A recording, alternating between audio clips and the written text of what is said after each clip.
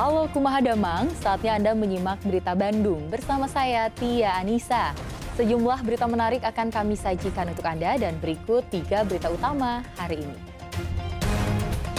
Pencarian korban longsor dihentikan, tetapi status tanggap darurat bencana Kabupaten Sukabumi diperpanjang. Bau tak sedap dari peternakan ikan di Tenjolaya, Kabupaten Bogor tercium hingga radius 3 km. Warga Jawa Barat patut waspada, kasus kematian demam berdarah tahun ini naik nyaris 3 kali lipat.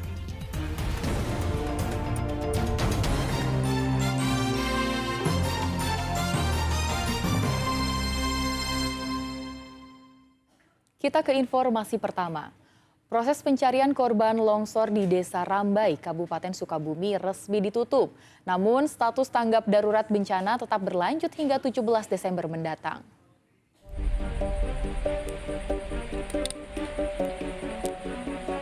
Setelah 1 minggu pencarian korban longsor di Desa Rambai, Kecamatan Tegal Bulet, Kabupaten Sukabumi berjalan, tim SAR gabungan resmi menutup operasi ini pada Selasa sore kemarin.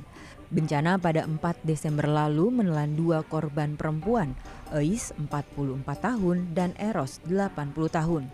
Korban Eis ditemukan di hari keempat pencarian, sementara korban Eros belum ditemukan hingga operasi pencarian ditutup, tepat hari ke-7 pasca bencana. Wilayah ini jadi salah satu desa yang masih terisolir di Kecamatan Tegal Bulet, Kabupaten Sukabumi.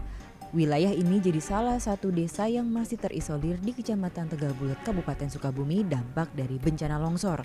Sulitnya akses membuat alat berat tak bisa diterjunkan ke tempat ini sehingga proses pencarian memakan waktu lama. Biasa longsorannya dari sini. Meski proses pencarian korban longsor di Desa Rambai ditutup, masa tanggap darurat bencana alam di Kabupaten Sukabumi diperpanjang hingga 17 Desember mendatang. Hal itu disampaikan Sekda Kabupaten Sukabumi, Ade Surahman, di Posko Utama Bencana Banjir dan Longsor Pendopo Kabupaten Sukabumi pada Selasa sore. Sejumlah pertimbangan perpanjangan masa tanggap darurat bencana karena curah hujan diprediksi masih tinggi hingga 14 Desember, adanya 2 korban yang masih hilang, dan jumlah pengungsi yang tinggi.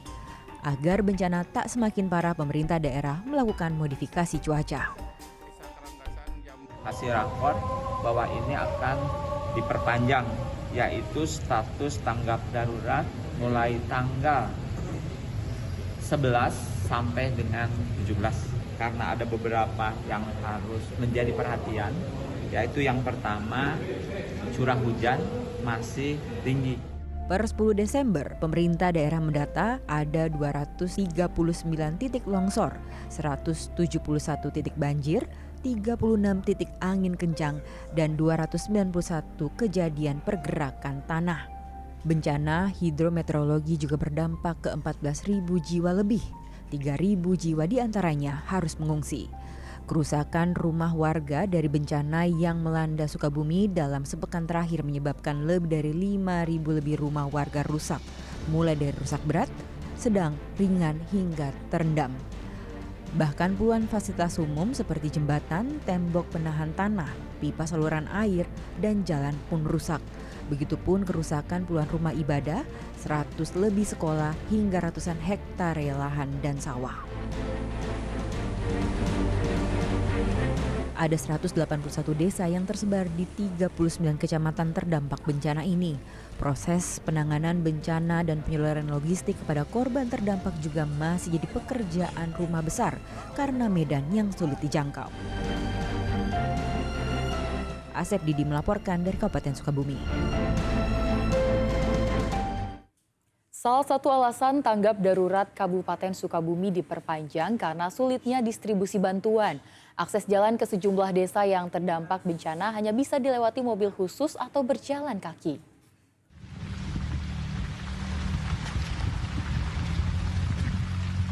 Berlumpur dan licin, inilah kondisi jalan yang harus dilalui tim penyalur bantuan untuk korban longsor dan pergerakan tanah yang ada di Desa Ciemas, Kabupaten Sukabumi. Petugas harus berhati-hati saat melaju karena tebing yang ada di sisi jalan bisa sewaktu-waktu longsor kembali. Belum lagi jika cuaca tiba-tiba hujan lebat. Meski memakan waktu lama, bantuan pangan dan sandang akhirnya sampai di salah satu posko pengungsian desa. Kesulitan serupa juga dirasakan dalam distribusi bantuan Desa Sinar Mekar, Kecamatan Tegal Bulet. Sulitnya medan karena masih tertimbun longsor membuat petugas harus menggunakan kendaraan bertenaga 4x4 agar logistik bisa sampai. Kades Sinar Mekar mengatakan akses jalan satu-satunya menuju daerahnya terputus. Warga terpaksa bergotong royong membuat jalan sementara agar bisa keluar dari desa. Warga kampung takut karena pergerakan tanah masih terjadi. Sampai sekarang satu listrik masih mati dan yang kedua internet pun tidak bisa. Dan yang ketiga itu Pak salah satu utama jalan yang paling terisolir Pak. Jadi semua sekarang warga masyarakat saya jalan cuma satu-satunya sekarang putus tidak bisa dilalui. Cuman alhamdulillah saya udah berupaya untuk membuat jalan sementara Pak. Warga masyarakat saya sudah alhamdulillah sangat antusias untuk membuat jalan supaya bisa keluar kan gitu Pak. Oke. Ada 55 jiwa yang mengungsi dan 15 rumah yang rusak di Desa Sinar Mekar. Bencana pergerakan tanah masih mengancam mengingat perakiraan cuaca buruk masih terjadi hingga akhir pekan. Asep Didi melaporkan dari Kabupaten Sukabumi.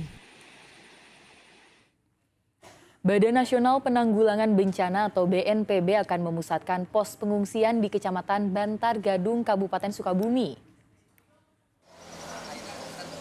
Hal itu disampaikan saat Deputi Bidang Penanganan Darurat BNPB mengunjungi wilayah yang terdampak pergerakan tanah di Desa Linggamanik pada Selasa kemarin. Pemusatan pos pengungsian untuk memudahkan distribusi bantuan ke beberapa titik pengungsian mandiri di Kecamatan Bantar Gadung. Di Bantar Gadung lebih dari 1.000 warga mengungsi, sementara kerusakan rumah baik ringan, sedang hingga berat ada 289 unit. Pihaknya juga memperpanjang masa tanggap darurat hingga 7 hari ke depan. Di Subang, warga Pantura rela antre demi mendapatkan bantuan beras gratis. Bantuan untuk 1.000 keluarga itu ditargetkan rampung dalam 3 hari. Warga ini mengantre untuk menerima bantuan pangan beras pemerintah seberat 10 kg. Ya, mereka adalah warga penerima manfaat yang sudah berbaris rapi di depan kantor pos Desa Blanakan, Kecamatan Blanakan, Kabupaten Subang, Selasa pagi. Warga cukup membawa fotokopi KTP dan kartu keluarga untuk mendapatkan bantuan ini. Di tengah tingginya harga kebutuhan pokok, adanya bantuan 10 kg beras dinilai cukup membantu. Walaupun ngantri selama 1 jam lebih. Nah ini kan manfaat nggak ini? Manfaat berguna untuk semua keluarga. Ini nanti berasnya untuk apa? Ya untuk dimasak bersama, dimakan bersama. Di Desa Blanakan ada 1.000 keluarga yang menerima bantuan beras. Penyaluran beras ini ditargetkan selesai dalam 3 hari. Zainal Arifin melaporkan dari Subang.